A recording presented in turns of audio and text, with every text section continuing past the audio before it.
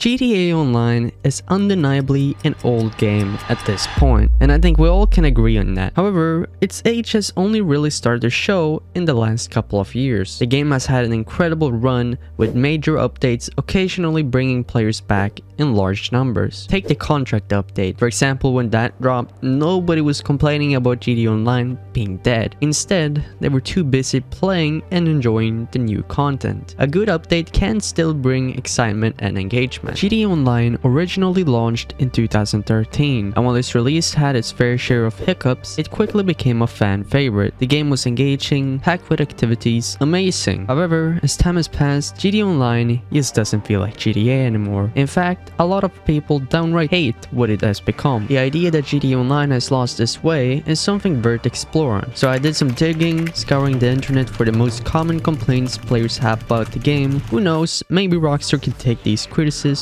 into account and make GTA 6 a better experience. And after reading through countless comments, I have to say, a lot of the complaints are valid. So let's break down exactly why GTA Online has become so divisive in 2025. First off, let's make one thing clear. GTA Online wouldn't be the financial juggernaut it is without a dedicated player base. There are still plenty of fans who love the game, but at the same time, many long-time players have grown disillusioned with it, and their frustrations deserve to be heard. One of the biggest complaints isn't even about the gameplay itself, but rather the impact GTA Online has had on the franchise as a whole. Back in 2013, Rockstar promised players that alongside GTA Online updates, they were working on multiple single-player expansions, much like they did with GTA 4's DLCs, The Ballad of Gay Tony, and The Lost and Damned. But after that announcement, radio silence. Years went by with no updates, and in 2022, the GTA 5 source code was leaked, revealing that at least 8 single-player DLCs were planned but never released. These included an Agent Trevor DLC, an Alien Invasion storyline, a North Yankton expansion, and even a Liberty City map edition. We all had our suspicions, but in 2024, an ex-Rockstar employee confirmed what we feared. GTA Online was too profitable. Rockstar made the business decision to abandon single-player DLC in favor of online updates, as they could monetize them with shark cards. Because I was like, yo, what the fuck, guys? This shit's awesome. Let's keep going. Let's finish this shit. And so at this point,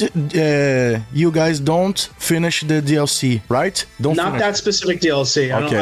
I don't think so. We went about probably halfway through it, and then I think we put a pause on it because GTA Online was just so people going crazy. While this revelation wasn't exactly shocking, it was still a gut punch. For many fans, GTA has always been about the single-player experience, and knowing that GTA Online effectively killed off single-player DLC left a sour taste in our mouths. Now let's shift gears and talk about one of the biggest gameplay-related frustrations, the grind. Making money in GTA Online feels less like playing a game and more like working a second job. Sell bunker supplies, complete a headhunter mission, deliver a few cars, manage your nightclub, sell counterfeit cash, run a heist. It's an endless cycle of busy work. And to be fair, players do need money to enjoy free roam. But in a game called Grand Theft Auto, where you should be stealing and pulling off high-stake crimes, players instead feel like underpaid business managers. Some argue that since GTA Online is an MMO, grinding is expected. While that's true for many online games, GTA isn't supposed to be like every other MMO. The grind is intentionally designed to keep players engaged longer and encourage them to buy shark cards. Even Strauss Zelnick, CEO of Take-Two, admitted that shark cards weren't originally planned for GTA Online.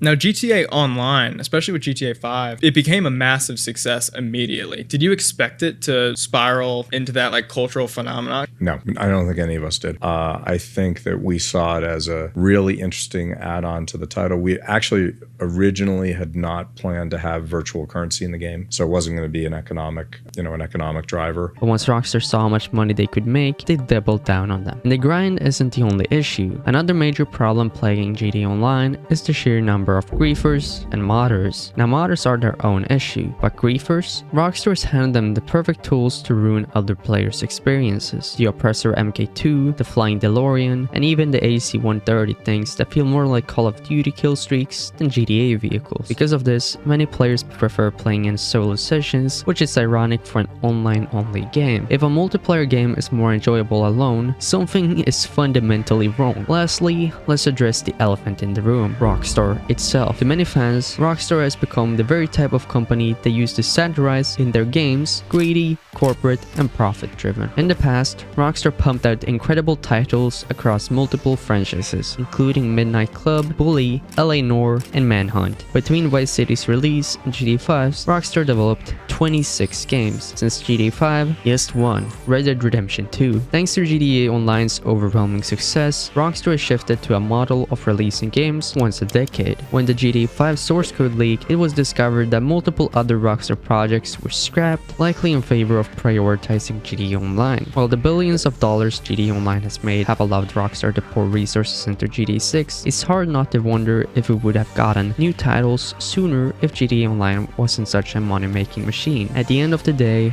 GTA Online's biggest issue is that it has overstayed its welcome. The game has been stretched across 3 console generations and fans are ready to move on. This sentiment is reflected in the overwhelmingly negative reception to GTA 5's PS5 re-release trailer. That said, I truly hope Rockstar Games learns from their mistakes with the next installment in the series, GTA 6. There's a common narrative that players have been waiting for GTA 6 since the moment GTA 5 launched, but as Ned Luke once pointed out, that's simply not true. Nobody finished GTA 5's story mode in 2013 and immediately started the countdown for GTA 6. The game was thriving in its early years, especially that in the mid-2010s, when GTA Online was at its peak. But as time went on, players started feeling the fatigue, and only in the last few years has the game really begun to feel worn out. For a significant period, GTA Online was one of the most enjoyable multiplayer experiences out there. Yes, shark cards have always been controversial, but back then, duplication glitches and various in-game methods allowed players to circumvent the monetization aspect. Despite this, Rockstar has always been aware of their product's lifespan, and they know that GTA 5 and Online would eventually start to decline, and that's likely one of the main reasons why GTA 6 is finally on the horizon.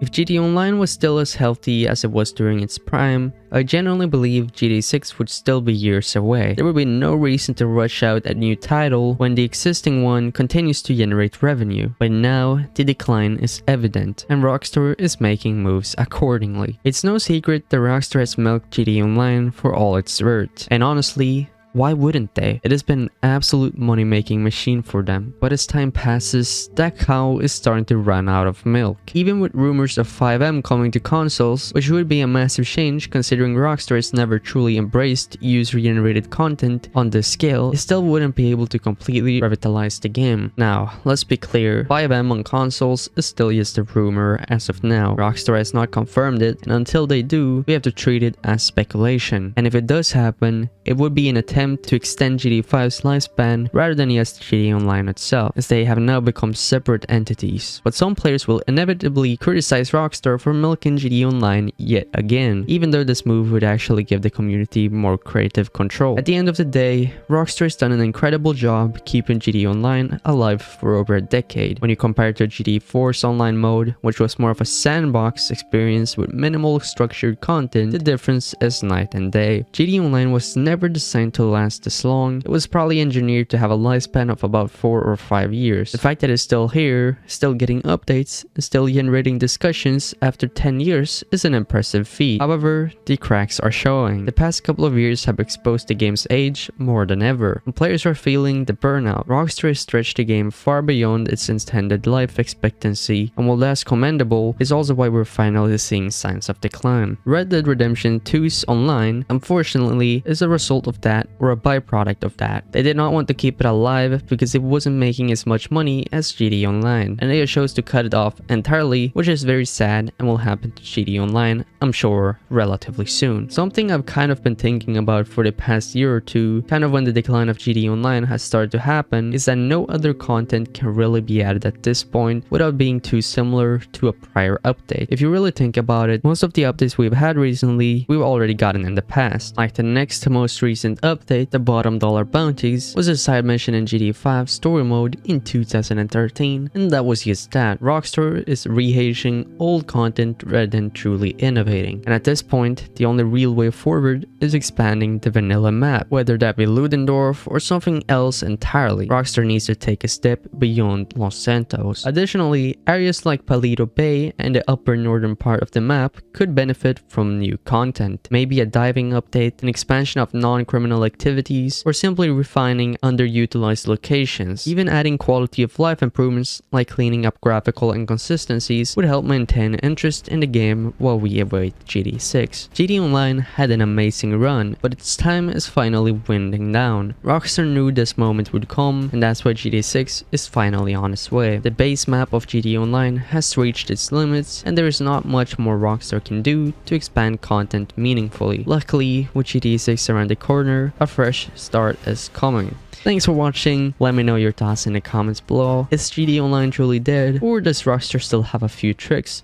up its sleeve?